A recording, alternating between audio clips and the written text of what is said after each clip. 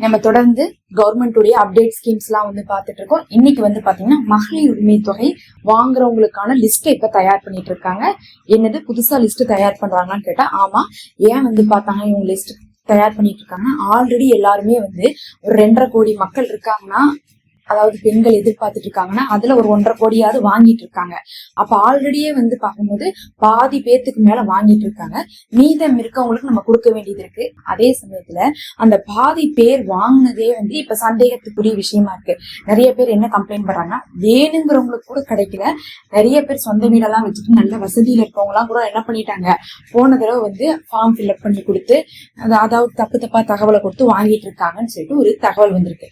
அதனால இவங்க என்ன பண்றாங்க, இந்த தடவை புது ஃபார்ம் கொடுத்து ஃபில் பண்ண சொல்றாங்களா அப்படிங்கிறது நம்ம பொறுத்து இருந்தா பார்க்கணும். கண்டிப்பா புது ஃபார்ம் கொடுக்கறதுக்கான வாய்ப்பு இருக்கு. ஆனா அதுக்கு முன்னாடி இவங்களே லிஸ்ட் தயாரிக்கிறதா சொல்லியிருக்காங்க. ஒருவேளை இவங்களே லிஸ்ட் தயாரிச்சுட்டா ஃபார்ம் ஃபில்அப் பண்றதுக்கான வேலை இல்லாமல் போறதுக்கு வாய்ப்பு இருக்கு. ஏன்னா கவர்மெண்டே இவங்க எல்லாம் எலிஜிபிள் இல்லைன்னு சொல்ல போறாங்க. நம்ம அப்ளை பண்ணி தான் வாங்கணும் அவசியம் இல்லை. கவர்மெண்டே வந்து என்ன பண்றாங்க, இன்னாருக்கு இதுன்னு சொல்லிட்டு கொடுக்குறாங்க. ஒரு உதாரணத்துக்கு சொல்லணும்னா, அரிசி கார்டுக்கு நம்ம என்ன பண்றோம், பொங்கல்ல வந்து பொங்கல் பரிசு காசு எல்லாமே வாங்குறோம். இதே வந்து பாத்தீங்கன்னா சக்கரை கார்டுக்குலாம் அந்த காசு கொடுக்குறாங்கன்னா இல்ல. அப்ப என்ன பண்ணிட்டாங்க, கவர்மெண்டே ஒதுக்கிட்டாங்க. அரிசி கார்டுக்கெல்லாம் நம்ம வந்து என்ன பண்ணோம், காசு கொடுக்கணும் பொங்கல்ல அப்படின்னு சொல்லிட்டு ஒதுக்கிட்டாங்க. அந்த மாதிரி மகளிர் உரிமை தொகைனாவே இவங்களுக்கு தான் அப்படின்னு சொல்லிட்டு ஒதுக்க போறாங்க.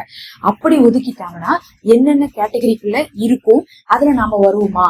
ஏன்னா வந்து நாம ஃபில் பண்ணி வாங்குறது கூட நாம வந்து என்ன பண்ணலாம், ஆவணங்கள்லாம் கொடுத்து வாங்கிடுவோம். ஆனா நாம ஃபில் பண்ணாமலே அவங்களே லிஸ்ட் கொடுத்துட்டாங்கன்னா நம்ம என்ன பண்ண முடியாது, ஒண்ணுமே பண்ண முடியாது. அந்த லிஸ்ட்ல இல்லாதவங்க போய் உள்ள போறது ரொம்ப கஷ்டமா இருக்கும். அதனால 2 விஷயம் வந்து போயிட்டு இருக்கு. ஒண்ணு லிஸ்ட் தயாரிச்சுட்டு இருக்காங்கன்னு சொல்லிட்டாங்க. 2வது வந்து எப்ப வேணா ஃபார்ம் வரும்னு சொல்லிட்டு எதிர்பார்ப்பு இருக்கு. ஒருவேளை லிஸ்ட் மட்டும் வச்சு கொடுத்தாங்கன்னா ஃபார்முக்கு தேவையில்லாம போயிடும். ஃபார்முக்கான அவசியமே இருக்காது. இல்ல நம்ம லிஸ்ட தயாரிச்சாலும் கூட ஃபார்மும் கொடுப்பாங்களா அப்படிங்கிறது இன்னும் ஒரு சில தினங்கள்ல நமக்கு தெரிஞ்சிடும். ஃபர்ஸ்ட் இப்ப இந்த லிஸ்ட் தயாரிக்கிறாங்களே எந்த அடிப்படையில தயாரிக்கிறாங்கன்னு நீங்க தெரிஞ்சுக்கோங்க. முதல்ல இந்த லிஸ்ட் வந்து மொத்தமாவே வந்து இருக்கக்கூடியவர்களே வந்து கணக்கெடுத்துக்கிறாங்க. பெண்களை கணக்கெடுத்து, குடும்ப தலைவிகளை கணக்கெடுத்து அதுல ஆல்ரெடி வாங்கிட்டு இருக்கவங்க இன்னும் வாங்காதவங்க அப்படின்னு சொல்லிட்டு பாக்குறாங்க. அதுல ஆல்ரெடி வாங்கிட்டு இருக்கிறவங்கல அவங்களுடைய நிலை இப்போது எப்படி இருக்குன்னு பாக்குறாங்க. ஏன் இப்போது எப்படி இருக்குன்னு பாக்குறாங்கன்னா, பொதுவா வந்து எப்படி இந்த குடும்ப தலைவிக்கான பணம் கொடுத்தாங்கன்னு பாத்தீங்கன்னா, போன தடவை குடும்ப தலைவியுடைய வீட்டுல, அதாவது அவங்களுடைய வீட்டுல அந்த ரேஷன் கார்டுல இருக்கக்கூடிய உறுப்பினர்களுடைய வருமானத்தை பார்த்தாங்க. அந்த வருமானம் 2.5 லட்சத்துக்கு அதிகமா இல்லாம இருக்கான்னு பார்த்தாங்க. அதுலயும் ஒரு வீட்டுல ஒருவருக்கு அதிகமாக சம்பாதிக்காம இருக்காங்களான்னு பார்த்தாங்க. அவங்க சொந்த வீட்டுல இல்லாம இருக்காங்களான்னு பார்த்தாங்க. கார் இல்லாம இருக்கான்னு பார்த்தாங்க. கரண்ட் பில் அவங்க அதிகமா கட்டக்கூடியவங்களா இல்லாம இருக்காங்களான்னு பார்த்தாங்க. ஏன் இதெல்லாம் இல்லாம இருக்காங்களான்னு பார்த்தாங்கன்னு பாத்தீங்கன்னா, இதெல்லாம் இருக்கிறவங்க கண்டிப்பா வசதி படைச்சவங்களா இருப்பாங்க. ஒரு உதாரணத்துக்கு நீங்களே சொல்லுங்க, 4 சக்கர வாகனம் வச்சிருக்காங்கன்னா அவங்களுக்கு வந்து மகளிர் உரிமை தொகை வேண்டுமான்னு சொல்லிட்டு கவர்மெண்டே கேக்குறாங்க. தேவையில்லை. அவங்க 4 சக்கர வாகனம் வச்சிருக்கிற அளவுக்கு வசதி படைச்சவங்க. யாராலையுமே ஒரு மிடில் கிளாஸ் லைஃப்ல 4 சக்கர வாகனங்கள்லாம், காரு இந்த மாதிரியான விஷயங்கள்லாம் வச்சிருக்க முடியாது வீட்டு உபயோகத்துக்கு. அப்ப காரெல்லாம் வீட்டு உபயோகத்துக்கு நம்ம வச்சிருக்கோம் அப்படின்னாவே நம்ம கண்டிப்பா வசதி படைச்சவங்க தான். அதுக்கு நம்ம பெட்ரோலை போடுறோம், அதுக்கு நம்ம செலவு பண்றோம், நல்லா சொகுசாதான் போயிட்டு வரோம். அப்படிங்கும்போது எதுக்கு நம்ம இவங்களுக்கு மகளிர் உரிமை தொகை கொடுக்கணும் அப்படிங்கறதான் கவர்மெண்ட் வந்து என்ன பண்றாங்க, சொல்லக்கூடிய ஒரு காரணம். அப்ப வந்து பார்க்கும்போது ஒவ்வொன்னா என்ன பண்றாங்க, இப்ப அந்த வாங்கிட்டு இருக்கவங்களுடைய லிஸ்ட் எடுத்து மறுபடியும் செக் பண்றாங்க. காரணம் என்னன்னா, கடந்த தடவை நீங்க கொடுக்கும்போது கூட உண்மையாலுமே அந்த மாதிரி இருந்திருக்கலாம். ஆனா 2-3 வருஷத்துல உங்களுடைய தரம் உயர்ந்திருக்கலாம். தரம் உயர்ந்திருந்தா என்ன ஆயிருக்கும்னு பாத்தீங்கன்னா, மறுபடியும் நிலைமை மாறி இருக்கும்.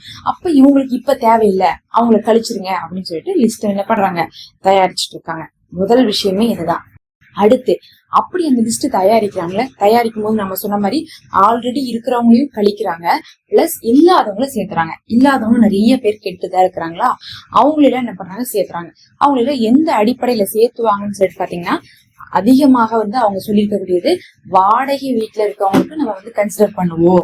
அதாவது சொந்த வீடே இல்லைங்கிறவங்க தான் வாடகை வீட்டுல இருக்கிறவங்கன்னு அர்த்தம். நீங்க சொந்த வீட்டை எங்கேயோ வச்சுட்டு வந்துட்டு இங்க வந்து இன்னொரு வீட்டுல வாடகை வீட்டுல சௌரியமா இருக்கீங்கன்னா அது கணக்கு வராது. உங்கள்ட்ட சொந்த வீடே இல்ல அப்படிங்கும் போது உங்களே கன்சிடர் பண்ணுவாங்க. 2வது வந்து பாத்தீங்கன்னா, ரொம்ப முக்கியமாக அரிசி கார்டு உள்ளவங்களுக்கு எல்லாம் என்ன பண்றாங்க, சப்போர்ட் பண்றாங்க. அப்ப அரிசி கார்டு இருந்தா உங்களுக்கு என்ன கிடைக்கும், உங்களுக்கு இந்த மகளிர் உரிமை தொகை வந்து கிடைக்கிறதுக்கான அதிக வாய்ப்பு இருக்கிறதாக இன்னைக்கு கவர்மெண்டே வந்து அறிவிச்சிருக்காங்க.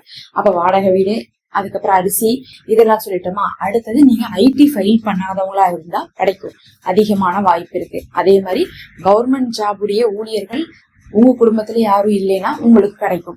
அதே மாதிரி பென்ஷன் வாங்கக்கூடியவங்களாக நீங்க இல்லைன்னா கிடைக்கும்.